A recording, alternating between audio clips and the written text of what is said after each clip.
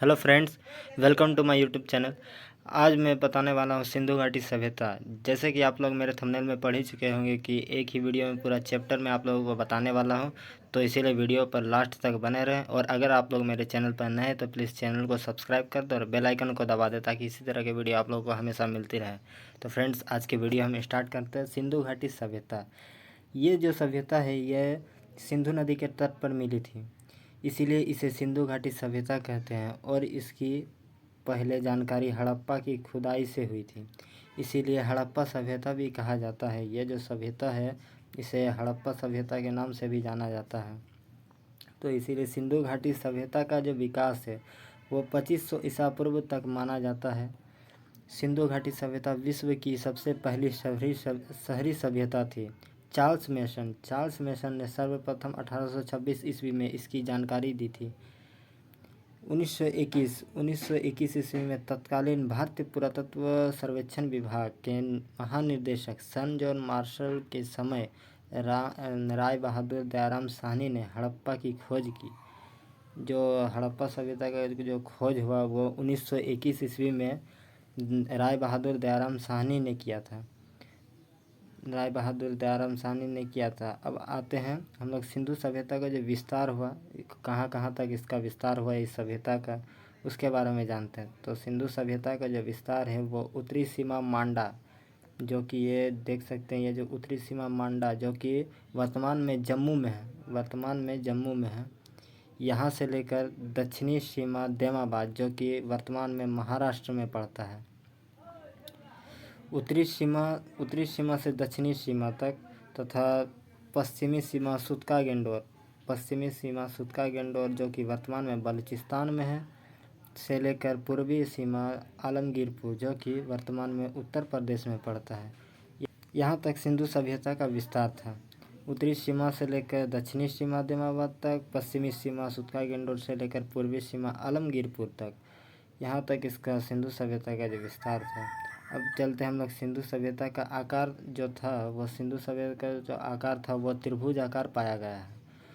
तो सिंधु सभ्यता के जो समाज का स्वरूप था वो मातृसत्तात्मक था। इनका समाज 4 वर्गों में बटा हुआ था, जैसा कि यहाँ देख सकते हैं। पहला था विद्वान वर्ग, दूसरा था योद्धा वर्ग, तीसरा था व्यापारिक एवं शिल्पी वर्ग, चौथा था श्रमिक वर्ग। ये 4 वर्गों में ये सामाजिक जीवन इन लोगों का बटा हुआ था, तथा इन लोगों का जो स्वरूप था वह मातृसत्तात्मक था। इनका समाज 4 वर्गों में बटा हुआ था। इस सभ्यता के लोग जो शाकाहारी तथा मांसाहारी दोनों थे, तथा इन लोगों के अब समाधान प्रणाली देखते हैं। तो समाधान प्रणाली, इस सभ्यता के लोग अपने मृतकों का 3 प्रकार से अंतिम संस्कार किया करते थे। पहला तो था पूर्व समाधान, दूसरा था आंशिक समाधान, तीसरा था दाह संस्कार। तो तीनों को एक एक करके समझते हैं। जो पूर्व समाधान जो था वो मृतकों को कब्र में दफनाने का परंपरा था। ये जो पूर्व समाधान जो है ये मृतकों को कब्र में दफनाने का परंपरा था। तथा दूसरा जो है वो आंशिक समाधानी, इसमें मृतकों के शरीर को जंगल में रख देना, फिर पशु पंछी उसके मांस को खा लेते थे, हड्डियों को दफना दिया करते थे। इसमें जो है वो जब मृतक मर जाता था आदमी, तब उसके शरीर को जंगल में ले जाकर छोड़ दिया करते थे, तथा जब पशु पंछी उसके मांस को खा लेते थे तो हड्डियों को वे लोग दफना दिया करते थे। इस प्रकार की ये आंशिक समाधान था। तथा जो तीसरा जो है वो दाह संस्कार, ये अभी वर्तमान में हिंदू समाज में चलता आ रहा है। जो दाह संस्कार जो है ये मृतकों को जलाने की परंपरा है, जो कि अभी भी वर्तमान में चलता है हिंदू धर्म में हम लोगों के। उसके बाद नगर नियोजन। अब हम लोग आते हैं नगर नियोजन। इन लोगों के जो नगर नियोजन किस प्रकार के थे इसके बारे में देखते हैं। तो सिंधु सभ्यता के नगर विश्व के प्राचीनतम सुनियोजित नगर थे। ये लोग का जो नगर था वो विश्व के प्राचीनतम सुनियोजित नगर है। हड़प्पा और मोहनजोदड़ो में मकानों के निर्माण में सामान्यतः पक्की ईंट का प्रयोग मिलता है। तो जो इन लोगों का जो मकान बनाया करते थे वो पक्की ईंटों का प्रयोग मिला है। जो साक्ष्य मिला है वो पक्की ईंटों का मिला है। अब देखते हैं, सिंधु सभ्यता में जो मकान के दरवाजे होते थे वह मुख्य सड़कों पर न खुलकर पीछे की ओर गलियों में खुलते थे। जो इन लोगों का जो घर बनाया करते थे सिंधु सभ्यता में, तो वो मुख्य सड़क पर ना खुलकर पीछे की ओर गलियों में खुलते थे। सिंधु सभ्यता में सर्वाधिक चौड़ी सड़क मोहनजोदड़ो से प्राप्त हुई है। जो मोहनजोदड़ो जो सड़क है वहाँ से सबसे अधिक चौड़ी सड़क लगभग 10 मीटर थी, ये प्राप्त हुआ है। सामान्यतः मकानों में 4-5 कमरे बनाए जाते थे। इन लोगों का जो सामान्यतः जो मकान में ये 4-5 कमरे ही बनाए जाते थे। मकान में आंगन, रसोई घर, स्नानागार एवं कुएं तथा कुछ बड़े घरों में शौचालय भी मिले हैं। तथा जो इन लोगों के जो कुछ बड़े घर हुआ करते थे वो सब में कुछ ज़्यादा ही दिखने को मिले हैं, जैसे कि शौचालय मिल गए और भी इस सभ्यता में ढकी हुई नालियाँ भी मिली हैं। स्थल जो कि सिंधु सभ्यता के जो प्रमुख स्थल है वो कौन कौन से प्रमुख स्थल है इसके बारे में जानते हैं। तो सबसे पहले जो प्रमुख स्थल है वो हड़प्पा है। इसकी खुदाई दयाराम साहनी ने, जो मैंने आप लोगों को बताया कि दयाराम साहनी ने सन 1921 में हड़प्पा सभ्यता की जो खोज किया था में कि यह रावी नदी के तट पर, ये जो रावी नदी के तट पर वर्तमान में जो कि पाकिस्तान में स्थित है, और यहाँ से निम्नलिखित वस्तुएं मिली है, जैसे कि श्रमिक आवास मिले हैं, अनानागार मिले हैं, लकड़ी का ताबूत मिला है, RH-37 कब्रिस्तान मिला है। यहाँ से आते हैं मोहनजोदड़ो में। मोहनजोदड़ो सभ्यता का जो उत्खनन है वो 1922 ईस्वी में हुआ था, में राखालदास बनर्जी ने किया। वर्तमान में यह सिंधु नदी के तट पर पाकिस्तान के सिंध प्रांत में लरकाना ज़िले में है। जो मोहनजोदड़ो का जो खोज किया था वो राखालदास बनर्जी ने किया था, तथा ये जो है वर्तमान में पाकिस्तान में पड़ता है और ये सिंध प्रांत में लरकाना ज़िले में है। तथा मोहनजोदड़ो का जो अर्थ है, मोहनजोदड़ो का अर्थ वो मृतकों का टीला कहते हैं। अधिकतर क्वेश्चन एग्जाम में पूछे जा चुके हैं, लेकिन मोहनजोदड़ो का अर्थ किसे कहते हैं, तो मोहनजोदड़ो का अर्थ जो है वो मृतकों का टीला कहते हैं। मोहनजोदड़ो को मृतकों का टीला कहते हैं।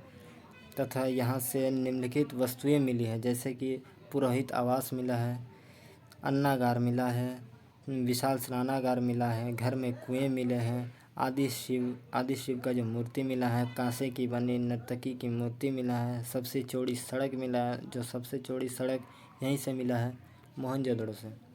अब आते हैं चनहुंदड़ो, जो कि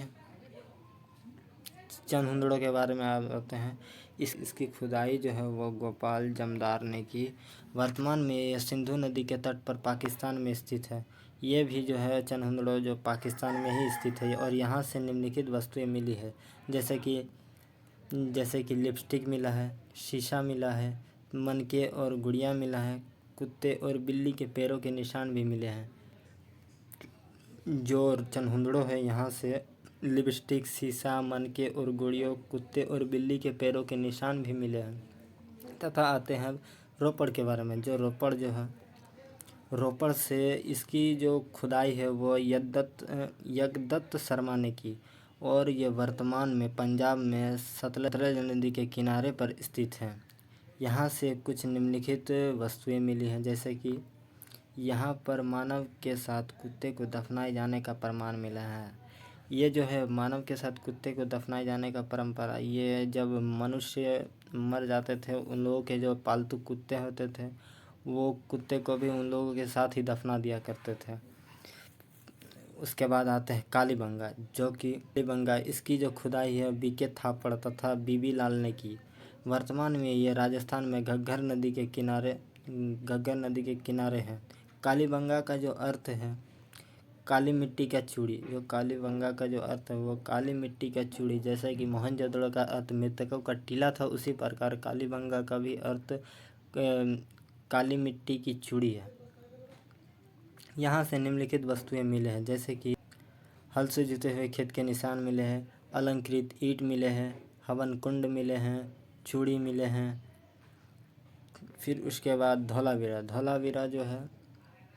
धौलावीरा जो है इसकी खुदाई रविंद्र सिंह विशिष्ट ने की। वर्तमान में यह गुजरात में है। यहाँ से निम्नलिखित वस्तुएं मिली हैं, जैसे कि स्टेडियम जो है वो धौलावीरा से प्राप्त हुआ है। फिर उसके बाद सुरकोटदा इसका उत्खनन जगपति जोशी ने करवाया। वर्तमान में यह गुजरात में स्थित है।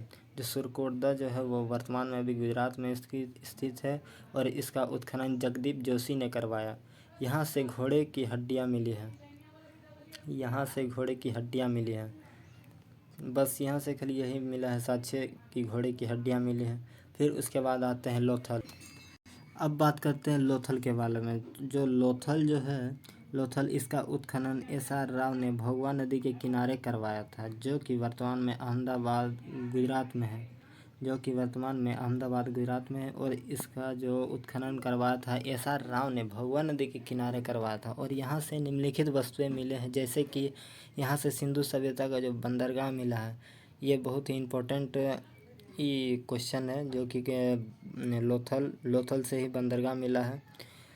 और यहाँ के घर दरवाजे सड़कों की ओर मिलते थे। जो यहाँ के जो घर के दरवाजे हैं वो सड़कों की ओर मिलते थे, ना कि घरों के पीछे। तो फ्रेंड्स, आज का टॉपिक हमारा यहीं पर ख़त्म होता है।